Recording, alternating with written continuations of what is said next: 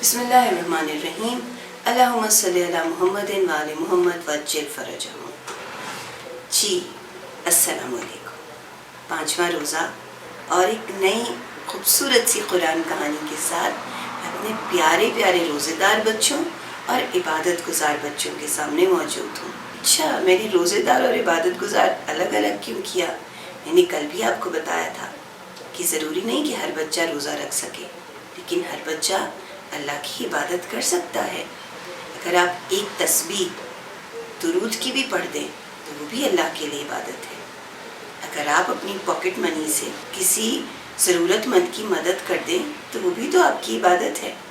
اگر آپ شام کے وقت افطاری کے ٹائم اپنے پیرنٹس کی مدد کر دیں، یہ بھی ایک عبادت ہے۔ ٹھیک ہے، تو اس کی بہت سارے طریقے ہیں، بہت اچھی سی، ہاں اگر آپ کوئی اچھی بک پڑھ لیں، کوئی اچھی بات سیکھ لیں، وہ بھی عبادت ہے۔ تو پیارے پیارے روزے دار اور عبادت گزار بچوں کے لیے میری آج کی کہانی ایک بہت بڑے پروفٹ کی ہے۔ سارے ہی پروفٹ بڑے ہیں، لیکن یہ کہانی انٹرسٹنگ بھی بہت ہے۔ اور ویسے بھی نا آج میری طرف بارش ہو رہی تھی، بارش کو دیکھا تو میں نے سوچا کہ آج کون سی کہانی ہو، تو میں آپ کو کچھ ہنٹس دیتی ہوں، آپ مجھے بتائیے گا کہ میں کون سے پروفٹ کا ذکر کر رہی ہوں۔ کشتی، پانی، طوفان، کون سا بچہ بتائے گا؟ جی آپ کو معلوم ہے، بالکل حضرت نوح علیہ السلام۔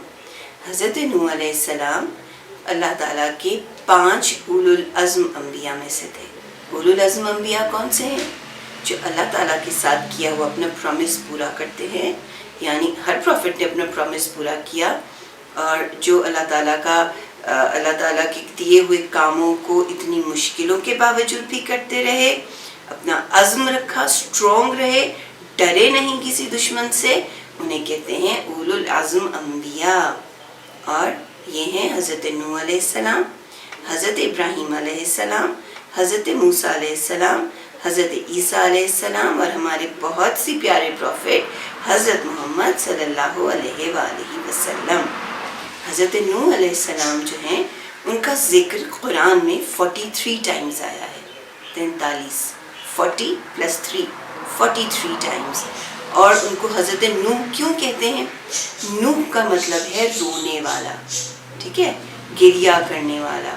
اور حضرت نوح علیہ السلام 950 ایئرز اپنے لوگوں کے لیے دعائیں کرتے رہے، روتے رہے کہ یا اللہ ان کو سیدھا راستہ دکھا، یا اللہ جو تو نے نیک باتیں بتائی ہیں وہ ان کو سمجھ میں آ جائیں۔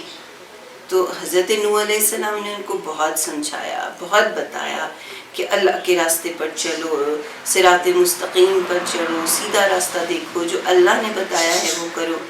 لیکن نہیں، وہ سیکھنا ہی نہیں چاہتے تھے، ان کو کچھ معلوم ہی نہیں تھا، ان کو سچی باتیں بری لگتی تھیں۔ تو پھر حضرت نوح علیہ السلام نے ایک دن تنگ آ کر اللہ تعالیٰ سے دعا کی، یا اللہ ان لوگوں پر عذاب بھیج دے، جی ہاں ان لوگوں پر عذاب بھیج دے۔ تو اللہ تعالیٰ نے حضرت نوح علیہ السلام سے کہا انتظار کرو، تھوڑا صبر کر لو۔ حضرت نوح علیہ السلام نے کہا ان لوگوں نے مجھے بہت تنگ کیا ہے، اب میں نہیں چاہتا کہ یہ لوگ مزید مصیبتیں، مزید مشکلیں ان لوگوں کے لیے بھی پیدا کریں جو اللہ کے راستے پر چل رہے ہیں۔ تو اللہ تعالیٰ نے حضرت نوح علیہ السلام سے کہا آپ درخت لگانا شروع کریں۔ درخت بہت زیادہ تھے کیونکہ اس سے ایک بہت بڑی کشتی بننی تھی۔ تو اللہ تعالیٰ نے، پتہ ہے آپ نے ایسا کیوں کیا اللہ تعالیٰ نے؟ کہ اللہ تعالیٰ ہم سے بہت پیار کرتے ہیں، اللہ تعالیٰ ہمیں بغیر کسی وجہ کی مشکل میں نہیں ڈالتے۔ یہ جو آج ہم سنتے ہیں نا کرونا ہے اور ہم مشکل میں، تو ہمیں یہ بھی سوچنا چاہیے نا کہ ہم اللہ تعالیٰ کا کتنا کہنا مانتے ہیں۔ اللہ تعالیٰ اگر اپنے بندوں کو جس انہوں نے اتنے پیار سے بنایا تھا کسی مشکل میں ڈالتے ہیں تو وہ ہماری وجہ سے ڈالتے ہیں نا، ہماری اپنی وجہ سے، ہماری غلطیوں کی وجہ سے، ہمارے گناہوں کی وجہ سے۔ تو اللہ تعالیٰ حضرت نوح کی قوم کو تھوڑا موقع دینا چاہتے تھے کہ شاید جب تک یہ درخت بڑے ہوں اور کشتی بنے اور بارش ہو، طوفان آئے، اس وقت تک کہ لوگ کچھ بہتر ہو جائے۔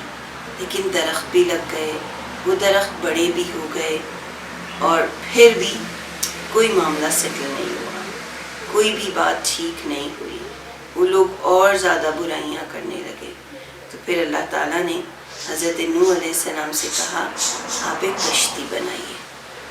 کشتی دیکھیے نا، ابھی بیٹھے بھی ہوں گے کبھی نہ کبھی، تو پارکس میں ہوتی ہے دیکھی ہوگی، لیکن وہ چھوٹی کشتی ہے۔ جو اللہ تعالیٰ نے کشتی حضرت نوح علیہ السلام کو بنانے کے لیے کہا وہ ایک بڑی کشتی تھی، بہت بڑی کشتی جس میں بہت سارے لوگ آ جاتے ہیں۔ کشتی بھی بن گئی، اور آپ کو معلوم ہے وہ لوگ کتنے برے تھے۔ جب اللہ کے نبی اللہ کے حکم پر کشتی بنا رہے تھے نا، وہ تب بھی ان کا مذاق اڑا رہے تھے کہ آپ کتنے، آپ کو نہیں معلوم یہاں تو کوئی پانی نہیں ہے، آپ کتنا ٹائم ویسٹ کر رہے ہیں کشتی بنانے میں، کتنے آپ سوچ ہی نہیں رہے ہیں کہ یہاں پر تو پانی نہیں ہے، یہ کشتی کہاں سے چلے گی۔ آخر وہ کشتی مکمل ہو گئی، اور وہ کشتی بہت بڑی تھی، اتنی بڑی کہ ہم سوچ بھی نہیں سکتے۔ اور کیوں بڑی تھی؟ کیونکہ اللہ تعالیٰ نے حضرت نوح علیہ السلام سے کہا اب اس میں ہر فیملی کا ایک جانور رکھ دو، جو بھی انسان اچھے ہوں گے ان کو اس کشتی میں بٹھا لو۔ جب سارے لوگ تیار ہو گئے، پوری کشتی میں آنے والے آ گئے۔ آپ کو ایک مزے کی بات بتاؤں، آپ کو پتہ ہے گدھا دیکھا ہے نا آپ نے؟ اور جب آپ ڈرائیو کرتے کرتے کبھی سڑک پر گدھا آپ کے سامنے آ جائے اور آپ ہارن بجاتے رہیں تو وہ کبھی نہیں ہلے گا۔ گدھا بہت ڈھیٹ ہوتا ہے، بہت سٹبرن ہوتا ہے، اپنا راستہ نہیں چھوڑتا۔ پتہ ہے کیوں؟ یہ کہاں سے شروع ہوا؟ حضرت نوح کی کشتی سے۔ جب حضرت نوح علیہ السلام سارے جانوروں کو بیٹھنے کا کہہ رہے تھے تو گدھا بھی جب بیٹھنے لگا تو شیطان اس کی دم سے چپک گیا، اس کی دم سے لٹکنے لگا۔ اب گدھے کے 2 پاؤں کشتی کے اندر تھے اور 2 پاؤں کشتی کے باہر تھے۔ شیطان اس کی دم سے لٹک رہا تھا۔ اب جب بھی حضرت نوح علیہ السلام اسے آگے آنے کو کہتے، گدھا آنے کو تیار ہی نہیں ہوتا۔ تو جیسے کبھی کبھی آپ شرارتیں کر رہے ہوتے ہیں، ماما پاپا کا کہنا نہیں مانتے، تو آپ سے کہتے ہیں نا شیطان ادھر آ جاؤ، تم بہت شرارتی ہو۔ تو حضرت نوح علیہ السلام نے بھی ایسے ہی کہا، ارے شیطان اندر آ جاؤ۔ جب حضرت نوح نے یہ کہا تو گدھے کی دم کے سمیت شیطان بھی کشتی میں آ گیا۔ اور پھر حضرت نوح نے جب اس کو دیکھا تو کہا شیطان میں نے تو تمہیں آنے کے لیے نہیں کہا تھا۔ تو شیطان نے کہا آپ نے خود ہی تو گدھے سے کہا تھا شیطان اندر آ جاؤ، تو جب میں نے اپنا نام سنا تو میں کشتی میں آ گیا۔ تب اللہ تعالیٰ نے حضرت نوح سے کہا اب اس کو کشتی میں رہنے دو۔ اور اس کے بعد عراق کے شہر کوفہ میں ایک بہت بڑی مسجد ہے جس کا نام ہے مسجد کوفہ۔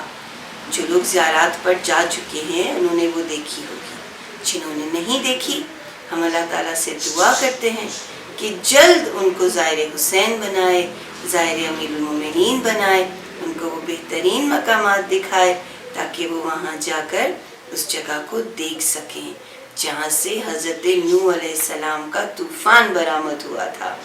وہاں پر ایک تنور تھا، اس تنور میں سے پانی ابلنے لگا، اور وہ لوگ جو ابھی تک حضرت نوح پر ہنس رہے تھے کہ پانی کہاں سے آئے گا، اب وہ حضرت نوح کی کشتی کو اپنے لیے سہارا سمجھنے لگے، بیٹھنے کی کوشش کرنے لگے۔ لیکن وہ کشتی تو اچھے لوگوں کے لیے تھی، نیک لوگوں کے لیے تھی، تو اللہ تعالیٰ نے اس کشتی میں نیک لوگوں کے لیے جگہ بنائی، اور جو برے لوگ تھے وہ اس پانی میں غرق ہو گئے۔ حضرت نوح علیہ السلام کے جو بیٹے تھے ان میں سے ایک بیٹا تھا کنعان اور اس کی والدہ، انہوں نے نبی کا حکم نہیں مانا۔ حضرت نوح ان سے کہتے رہے کہ آپ آ جائیے، آپ ڈوب جائیں گے، پانی چڑھ رہا ہے۔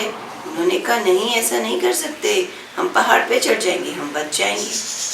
لیکن یہ تو اللہ کی طرف سے آزمائش تھی نا، اللہ تعالیٰ نے اپنے بندوں کو چننا تھا۔ جب انہوں نے اللہ تعالیٰ کے نبی کا حکم ماننا چھوڑ دیا، نافرمانی کی، تو اللہ نے بھی پھر حضرت نوح سے کہا حضرت نوح اب ان کو ان کے اپنے حال پر چھوڑ دیجئے، یہ بے شک آپ کی اولاد ہیں، آپ کی بیوی ہیں، لیکن یہ آپ کا کہنا نہیں مان رہے ہیں، تو ان کو اپنے حال پر چھوڑ دیں۔ اور پھر وہ پانی میں غرق ہو گئے۔ یہی کشتی چلتے چلتے ایک پہاڑ سے رکی، پہاڑ پہ لگی جس کا نام کوہ جودی ہے، اور پھر یہ کشتی وہاں جا کر رک گئی، طوفان تھم گیا۔